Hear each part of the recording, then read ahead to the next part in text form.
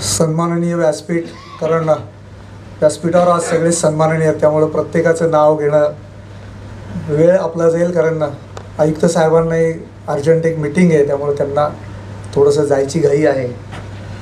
आणि आपण सर्वजण उपस्थित असलेले केवळ माझ्या एका निमंत्रणावरती आपण सगळ्यांनी जे काही प्रेम दाखवलं आणि सगळेजण जे उपस्थित राहिलात त्याबद्दल सर्वप्रथम मी आपला सगळ्यांचा आभारी आहे.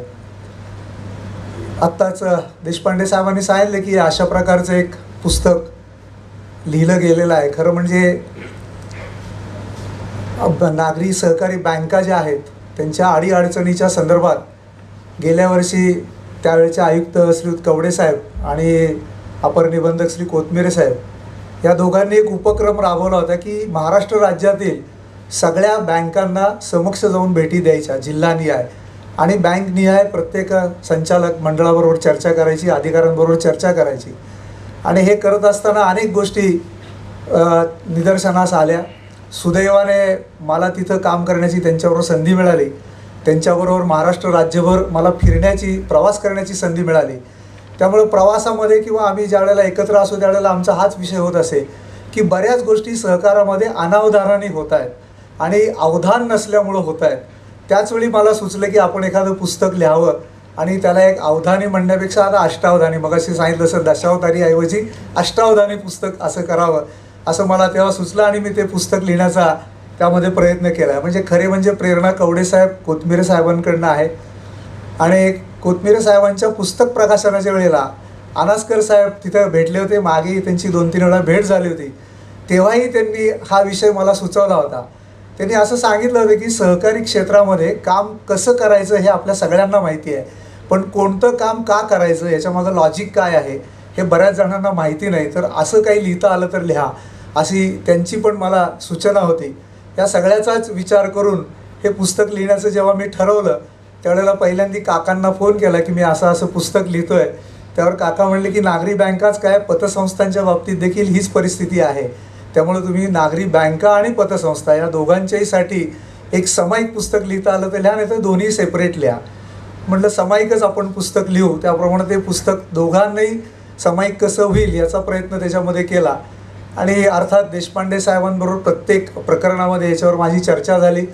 आणि ही चर्चा होत असताना पहिल्या चर्चेपासनं आजचा हा जो काही आपण कार्यक्रम आयोजित केलेला आहे या टप्प्यापर्यंत देशपांडे साहेबांचा मला भक्कम पाठिंबा आपण म्हणतो तसा पाठिंबा असल्यामुळं मी आज हे पुस्तक प्रकाशित करू शकतो. त्यामुळे मी या सगळ्यांचा खरोखरी आभारी आहे आणि सगळ्यांनी आज मला जी काय मार्गदर्शन केलं त्याच्याबद्दल मी निश्चितच त्यांचा आभारी आहे. मला वाटतं की हे पुस्तक नेमकं काय आहे याच्याबद्दलची एक छोटीशी गोष्ट मी 2 मिनिटात सांगतो. की एका गावामध्ये रामायणाच्या याच्यावरती सीताहरण हा विषय घेऊन आख्यान चाललेलं होतं. आणि या आख्यानाच्या वेळेला कीर्तनकारांचं आख्यान संपल्यानंतर तिथले एक जे श्रोते होते त्यांनी कीर्तनकारांना प्रश्न विचारला की सीता एवढी शक्तिमान होती की तिचं जे शिवधनुष्य रावणाला उचलता येत नव्हतं, पण सीता ते घोडा म्हणून खेळत होती. अशा शक्तिमान सीतेचं हरण रावणाने केलंच कसं याच्याबद्दल सांगा.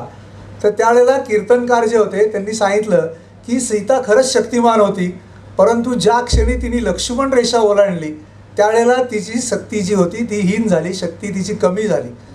मला वाटतं की थोडंफार हे उदाहरण आपल्या सहकार क्षेत्राला देखील मला वाटतं लागू आहे. की आपण बऱ्याच वेळेला संचालक असतील, अधिकारी असतील किंवा पदाधिकारी असतील, नेमक्या आपल्या कामकाजामधल्या लक्ष्मण रेषा कोणत्या आहेत हेच आपल्याला बऱ्याच वेळेला माहिती नसतं.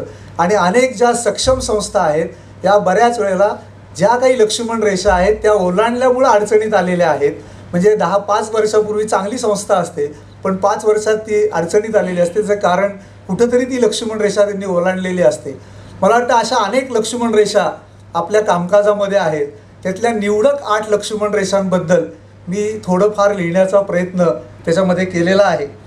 हे सगळं काम करत असताना मला अनेकांचं सहकार्य जसं मिळालं तसं पुस्तक निर्मिती करताना देखील मला सहकार्य मिळालं. डॉक्टर सुजिता फडके प्रसिद्ध लेखिका आहेत, अनुवादिका आहेत, त्यांनी याचं शब्दांकन करून दिलं. खरं म्हणजे त्या खूप बिझी असतात पण त्यांनी वेळात वेळ काढून हे काम मला तातडीने करून दिलं. त्याच्यानंतर हे जे काही काम आहे हे काम करत असताना खऱ्या अर्थाने मगाशी जसं देशपांडे साहेबांनी सांगितलं की सहकार तसा एक उपेक्षित क्षेत्र आहे आणि सहकाराचं पुस्तक प्रकाशित करायचं म्हणजे त्याला खूप मोठं धारिष्ट्य लागतं. मागच्या 2 पुस्तकांच्या बाबतीत आज कमळपथ संस्थेचे संस्थापक आलेले आहेत तुळपुळे साहेब आणि कमळपथ संस्था यांनी मागच्या 2 पुस्तकाच्या वेळी मोठं धारिष्ट्य दाखवलं होतं आणि ह्यावेळचं धारिष्ट्य हे अनुनाद प्रकाशक जे आहेत रुईकर म्हणून त्यांनी हे दाखवलं. मला वाटतं खरोखरी प्रकाशक देखील सहकार पुस्तकाला मिळलं हे देखील आता चांगली गोष्ट आहे.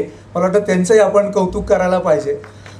त्याच्यानंतर मला काही प्रकरणांमध्ये मी तेवढा तज्ज्ञ नाही, मी कायद्याचा पदवीधर नाही, त्यामुळे आमचे बँकिंग मित्र वैजापूरकर आहेत, त्यांना मी एक कायद्याच्या संदर्भातलं एक जे प्रकरण आहे तेही त्यांच्याबरोबर मी चर्चा करून त्याच्यामध्येही काही त्यांनी मला दुरुस्त्या सुचवल्या होत्या, त्याही त्याच्यामध्ये मी इन्कॉर्पोरेट मला करता आल्या.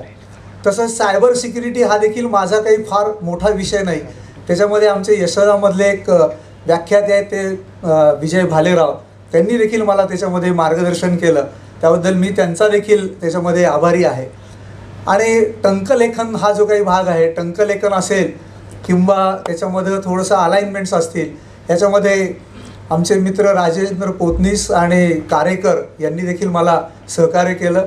आणि साहेबांनी सांगितलं जसं की सहकारी मुद्रणालय जे अजिंक्य मुद्रणालय आहे, सहकारी मुद्रणालय सातारा यांनी हे पुस्तक छापण्याची जबाबदारी घेतली, त्याबद्दल मी देखील त्यांचा आभारी आहे. मला वाटतं या सगळ्यांच्या प्रयत्नामधनं आज या पुस्तकाची निर्मिती झालेली आहे. अधिकाधिक ते कसं उपयुक्त होईल, अधिकाधिक ते कसं अचूक होईल हे करण्याचा मी जास्तीत जास्त प्रयत्न केलेला आहे.